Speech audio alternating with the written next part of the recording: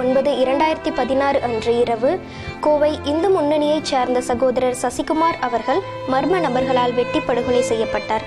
அதைத் தொடர்ந்து 23/9/2016 அன்று கோவையில் ஆங்காங்கே சில இடங்களில் கலவரங்களும் கல்வீச்சுகளும் காவல்துறை வாகனங்கள் எரிக்கப்படுதலும் வழிபாட்டு தலங்கள் தாக்குதலுக்கும் உள்ளாக்கப்பட்டது. கோவையில் சில இடங்களில் சில நபர்களால் இதுபோன்ற அசம்பாவிதங்கள் நடைபெற்றாலும் பெரும்பான்மையான மக்கள் சமத்துவத்தோடும் சகோதரத்துவத்தோடும் சமூக நல்லிணக்கத்தோடும் உள்ளனர்.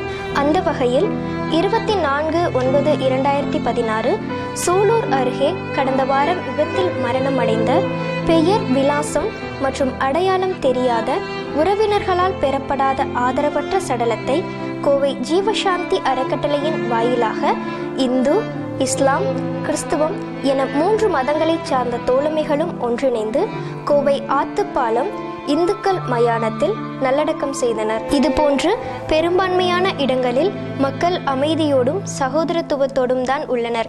எனவே யாரும் தேவையற்ற வதந்திகளை பரப்ப வேண்டாம் என்று கோவை ஜீவசாந்தி அறக்கட்டளையின் வாயிலாக கேட்டுக்கொள்கிறோம்.